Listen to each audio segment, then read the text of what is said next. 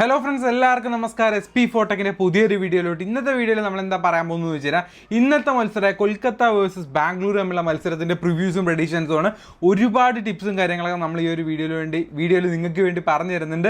തീർച്ചയായിട്ടും വീഡിയോ മുഴുവനായിട്ട് കാണാൻ ശ്രമിക്കുക. നമ്മൾ എല്ലാ ദിവസവും ഇതുപോലത്തെ IPL മത്സരങ്ങളുടെ പ്രഡിക്ഷൻസ് ഇടുന്നതായിരിക്കും. സോ നിങ്ങളൊരു GL ടീമോ അല്ലെങ്കിൽ ഒരു SL ടീമോ ക്രിയേറ്റ് ചെയ്യുമ്പോൾ നിങ്ങൾക്ക് തീർച്ചയായിട്ടും ഹെൽപ്ഫുൾ ആയിരിക്കും. സോ അപ്പോൾ ഇന്നത്തെ വീഡിയോയിലോട്ട് കിടക്കുന്നതിന് മുന്നേ ഇതുവരെ നമ്മുടെ ടെലിഗ്രാം ഗ്രൂപ്പിലോട്ട് നിങ്ങൾ കയറി ജോയിൻ ചെയ്തിട്ടില്ലെങ്കിൽ തീർച്ചയായിട്ടും കയറി ജോയിൻ ചെയ്യാൻ ശ്രമിക്കുക. കാരണം നമ്മുടെ ടെലിഗ്രാം ഗ്രൂപ്പിലാണ് ഫൈനൽ ടീംസും കാര്യങ്ങളൊക്കെ നമ്മൾ അപ്ലോഡ് ചെയ്യാറുള്ളത്. നമ്മുടെ ഡിസ്ക്രിപ്ഷൻ ഗ്രൂപ്പും ഉണ്ട്, അതുപോലെ തന്നെ നമ്മുടെ ഒഫീഷ്യൽ ഗ്രൂപ്പും ഉണ്ട്.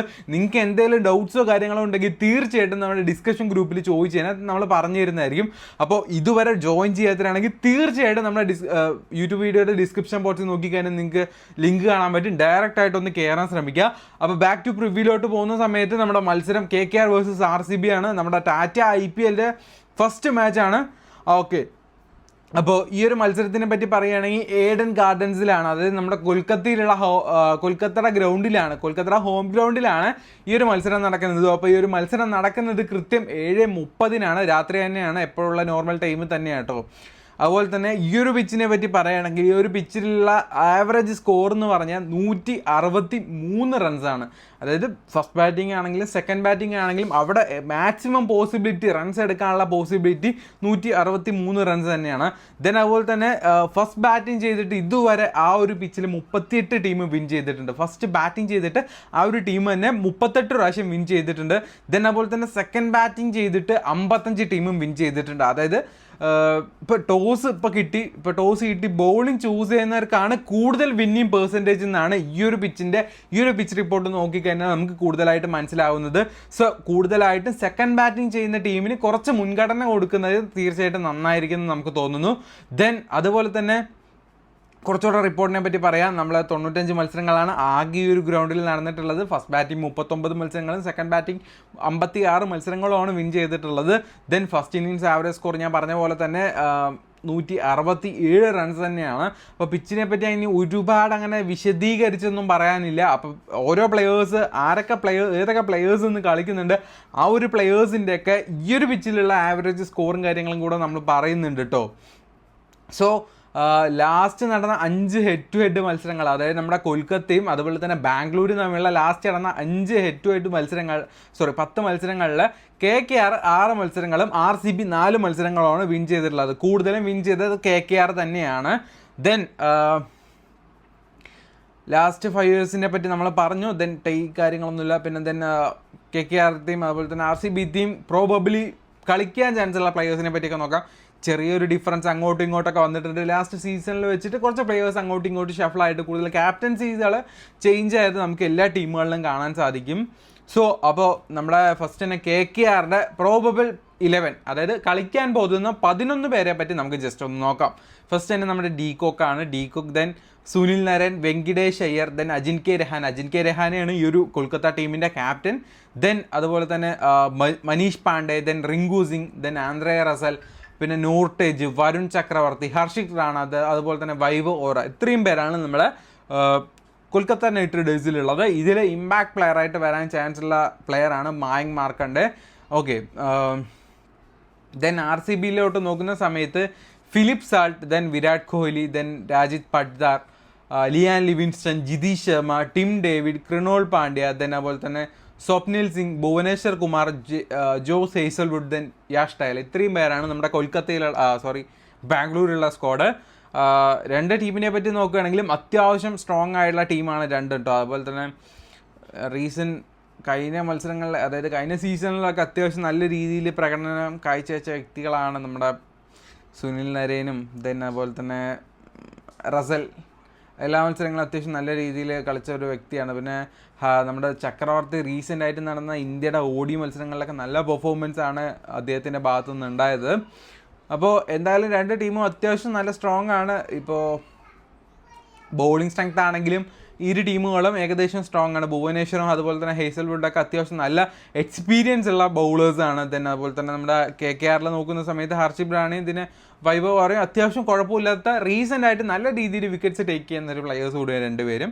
സോ ആരും നമുക്ക് ഇങ്ങനെ കുറ്റം പറയാനായിട്ടൊന്നുമില്ല. മാച്ച്മാൻ എല്ലാ ടീമിലും 2 ടീമുകളിലും നല്ല പ്ലെയേഴ്സ് തന്നെയാണ്.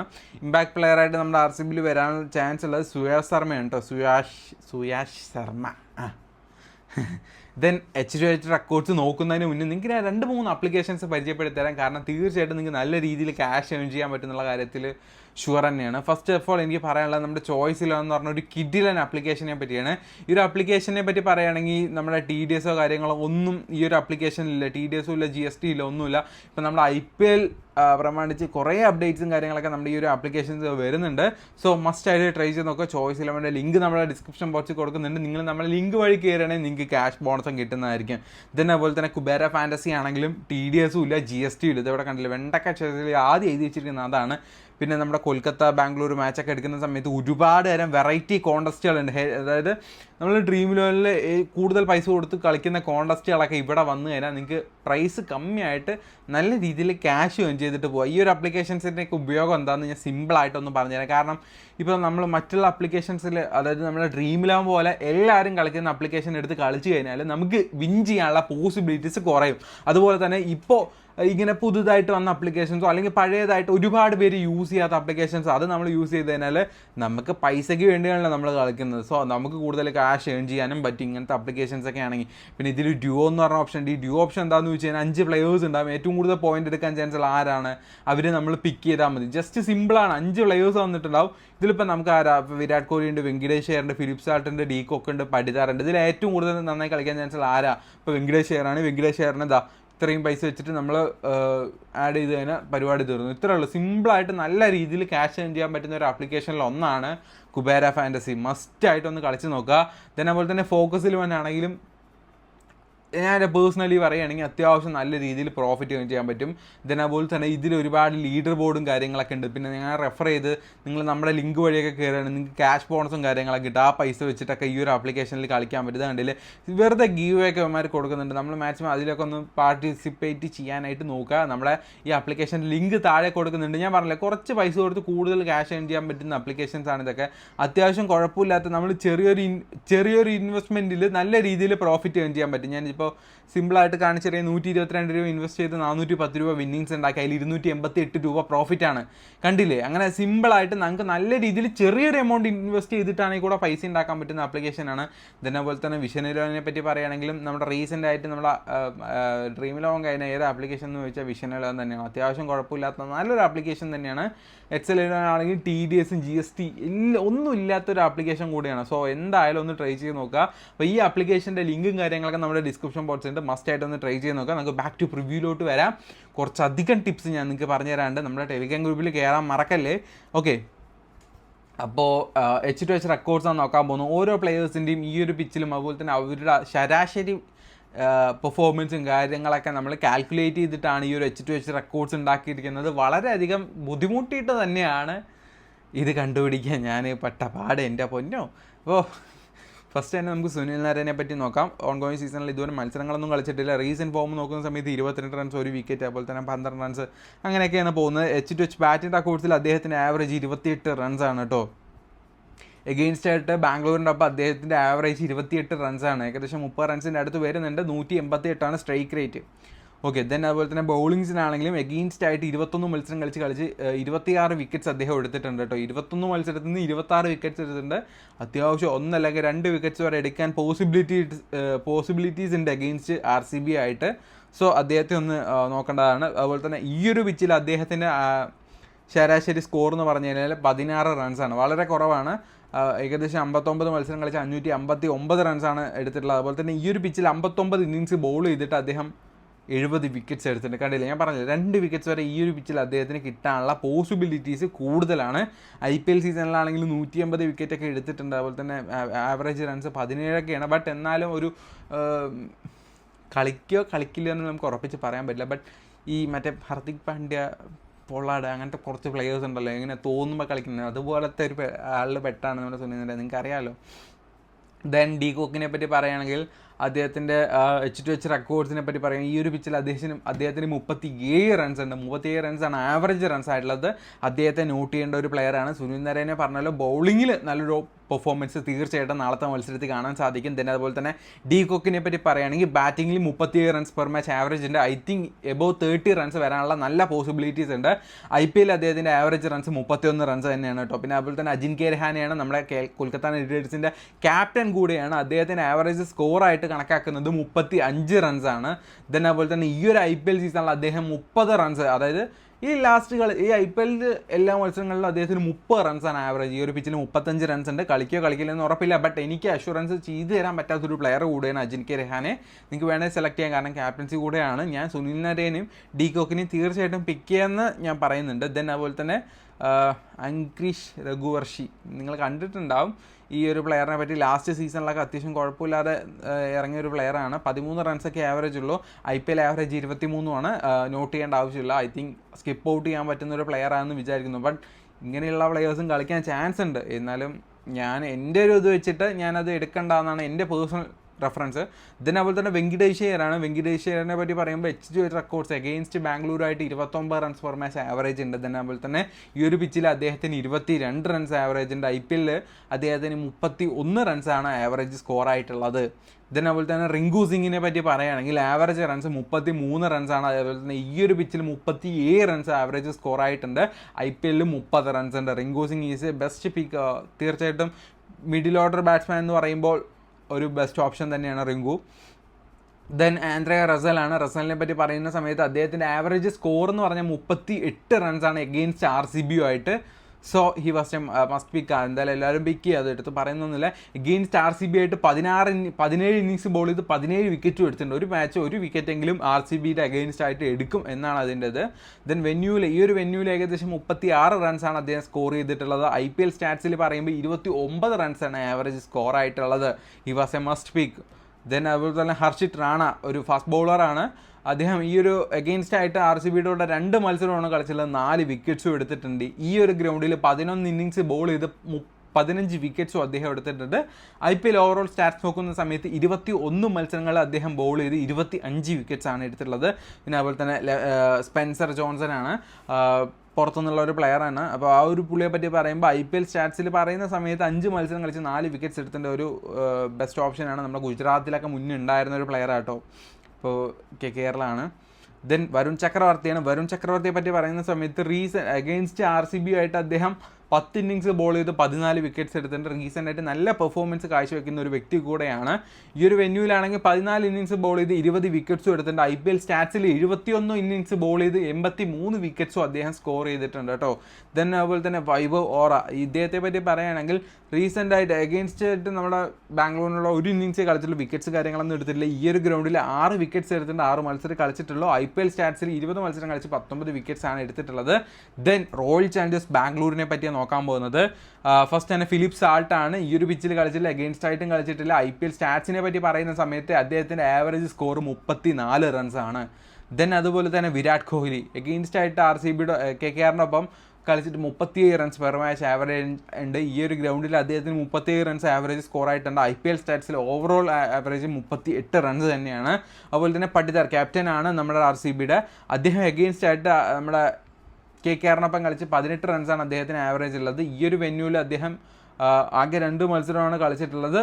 അതിൽ ഒരു മത്സരം പെട്ടെന്ന് ഔട്ട്, ഒരു മത്സരം കളിച്ച് 164 റൺസും എടുത്തിട്ടുണ്ട് കേട്ടോ. then IPL സ്റ്റാറ്റ്സിൽ 34 റൺസാണ് പെർ മാച്ച് ആവറേജ് ആയിട്ട് അദ്ദേഹത്തിനുള്ളത്. then അതുപോലെ തന്നെ ലിവിൻസ്റ്റൺ ആണ്. ലിവിൻസ്റ്റണിനെ പറ്റി പറയുന്ന സമയത്ത് H2H ബാറ്റിംഗ് റെക്കോർഡ്സിൽ എഗെയിൻസ്റ്റ് KKRും തമ്മിൽ 3 മത്സരം കളിച്ചിട്ട് അദ്ദേഹം 40 റൺസ് എടുത്തിട്ട് 13 റൺസാണ് ആവറേജ് സ്കോർ ആയിട്ടുള്ളത്. എഗെയിൻസ്റ്റ് ആയിട്ട് 3 മത്സരം ബോൾ ചെയ്ത് 2 വിക്കറ്റ്സും എടുത്തിട്ടുണ്ട് എഗെയിൻസ്റ്റ് KKR ആയിട്ട്. IPL സ്റ്റാറ്റ്സിൽ ആവറേജ് റൺസ് 28ഉം ആവറേജ് വിക്കറ്റ് ടേക്കിംഗ് 22 ഇന്നിങ്സിൽ നിന്ന് 11 then ജിതീഷ് ശർമ്മ വണ്ടർഫുൾ ബാറ്റ്മാനാണ്. നമ്മുടെ പഞ്ചാബിൽ ഉണ്ടായിരുന്നില്ലേ, ഓപ്പണിംഗ് ആയിട്ട് 1 ഡൗൺ ആയിട്ടൊക്കെ ഇറങ്ങുന്ന ഒരു പ്ലെയറാണ്, വിക്കറ്റ് കീപ്പർ കൂടെയാണ്. അപ്പോൾ ഈ ഒരു പുള്ളിയെ പറ്റി പറയുന്ന സമയത്ത് അദ്ദേഹത്തിൻ്റെ ആവറേജ് സ്കോർ 21 റൺസാണ്. അതുപോലെ തന്നെ എഗെയിൻസ്റ്റ് ആയിട്ടാണ് KKR അഗെയിൻസ്റ്റ് ആയിട്ട് 21 ആവറേജ്. IPL അദ്ദേഹത്തിൻ്റെ ആവറേജ് റൺസ് 22 ആണ്. ജേക്കബ് ബെദൽ. ഈ ഒരു പുള്ളിയെ പറ്റി പറയുന്ന സമയത്ത് ഇതുവരെ നമ്മൾ IPL ഒന്നും കളിച്ചിട്ടില്ലെന്നാണ് എൻ്റെ ഒരു ഇത്. ഡൊമസ്റ്റിക് T20 സ്റ്റാറ്റ്സ് ആണ് പറയുന്നത്. അദ്ദേഹത്തിന് ആവറേജ് സ്കോർ 24 അതുപോലെ തന്നെ 20 ഇന്നിങ്സ് ബോൾ ചെയ്ത് 11 വിക്കറ്റ്സ് എടുത്തിട്ടുണ്ട്. He was a allrounder. Then Krunal പാണ്ഡ്യയെ പറ്റി പറയുന്ന സമയത്ത് എഗെയിൻസ്റ്റ് ആയിട്ട് ഇതുവരെ 16 ഇന്നിങ്സ് കൊൽക്കത്തയ്ക്ക് എഗെയിൻസ്റ്റ് ആയി ബോൾ ചെയ്ത് 8 വിക്കറ്റ്സ് ആണ് എടുത്തിട്ടുള്ളത്. IPL സ്റ്റാറ്റ്സിലെ ആവറേജ് റൺസ് 22 റൺസും അതുപോലെ തന്നെ 117 ഇന്നിങ്സ് ബോൾ ചെയ്ത് ഏകദേശം 76 വിക്കറ്റ്സും മാത്രമേ എടുത്തിട്ടുള്ളൂ. ദെൻ ഭുവനേശ്വർ കുമാറാണ് അഗെയിൻസ്റ്റ് KKR ആയിട്ട് ബോൾ ചെയ്ത് 30 ഇന്നിങ്സ് ബോൾ ചെയ്ത് 32 വിക്കറ്റ്സ് എടുത്തിട്ടുണ്ട് കേട്ടോ. അതുപോലെ തന്നെ IPL ഏകദേശം 176 ഇന്നിങ്സ് ബോൾ ചെയ്ത് 181 വിക്കറ്റ്സും എടുത്തിട്ടുണ്ട്. യാഷ് ദയാലിനെ പറ്റിയാണ് പറയുന്നത്. എഗെയിൻസ്റ്റ് ആയിട്ട് ഇതുവരെ ബോൾ ചെയ്തിട്ട് 4 മത്സരം ബോൾ ചെയ്ത് 5 വിക്കറ്റ്സും അദ്ദേഹം എടുത്തിട്ടുണ്ട് കേട്ടോ. യാഷ് ദയാൽ എഗെയിൻസ്റ്റ് KKR തമ്മിൽ അത്യാവശ്യം കുഴപ്പമില്ലാത്തൊരു ബോളറാണ്. അതുപോലെ തന്നെ ഈ ഒരു വെന്യൂവിൽ ഒരു മത്സരം കളിച്ചുള്ള 2 വിക്കറ്റ്സും എടുത്തിട്ടുണ്ട്. IPL 28 മത്സരം കളിച്ച് 28 വിക്കറ്റ്സ് തന്നെയാണ്. ജോസ് ഹേസൽവുഡിനെ പറ്റി പറയുന്ന സമയത്ത് എഗെയിൻസ്റ്റ് KKR ആയിട്ട് 2 ഇന്നിങ്സ് കളിച്ച് 4 വിക്കറ്റ്സ് എടുത്തൊരു പ്ലെയറാണ്. ഈ ഒരു പിച്ചിൽ ഒരു മത്സരം കളിച്ച് 3 വിക്കറ്റ്സും എടുത്തിട്ടുണ്ട്. IPL സ്റ്റാറ്റ്സ് 27 ഇന്നിങ്സ് ബോൾ ചെയ്ത് 35 വിക്കറ്റ്സും എടുത്തിട്ടുണ്ട്. സുയാഷ് ശർമ്മ, ഇദ്ദേഹത്തെ പറ്റി നിങ്ങൾക്ക് എല്ലാവർക്കും അറിയാമല്ലോ. ഈ ഒരു പുള്ളി 13 മത്സരം കളിച്ച് 10 വിക്കറ്റ്സാണ് എടുത്തിട്ടുള്ളത്. എഗെയിൻസ്റ്റ് ആയിട്ടൊന്നും ദൂരെ കളിച്ചിട്ടില്ല. റാസിഖ് സലാം റൈറ്റ് ആം മീഡിയം ഫാസ്റ്റ് ബൗളറാണ്. അദ്ദേഹം ഇതുവരെ 11 മത്സരം കളിച്ച് 9 വിക്കറ്റ്സാണ് എടുത്തിട്ടുള്ളത്. അപ്പോൾ ഇത്രയും ഡീറ്റെയിൽസാണ് ഉള്ളത്. ഇനി ഞാൻ പറയാൻ പോകുന്നത് എന്താണെന്ന് വെച്ച് കഴിഞ്ഞാൽ, ഈ ഒരു പിച്ചിൽ അത്യാവശ്യം നല്ല രീതിയിൽ റൺസ് സ്കോർ ചെയ്യുന്ന പ്ലെയേഴ്സ് ഉണ്ടല്ലോ, ഈ ഒരു വെന്യൂ സ്റ്റാറ്റ്സിൽ വെച്ചിട്ട് അത്യാവശ്യം നിങ്ങൾ നോട്ട് ചെയ്യേണ്ട പ്ലെയേഴ്സാണ്. മസ്റ്റായിട്ട് എല്ലാ ടീമിനും കൊണ്ടുവരേണ്ട ഒരു പ്ലെയറെ കൂടെയാണ് റിങ്കു സിംഗ്. ഓക്കെ, അദ്ദേഹം 19 ഇന്നിങ്സ് കളിച്ച് ഏകദേശം 37 റൺസ് പെർ മാച്ച് ആവറേജ് ഉണ്ടാക്കിയിട്ടുണ്ട്. ദെൻ റസലാണെങ്കിലും 42 ഇന്നിങ്സ് ബാറ്റ് ചെയ്തിട്ടും 36 റൺസ് അദ്ദേഹത്തിൻ്റെ ആവറേജ് ആയിട്ടുണ്ട്.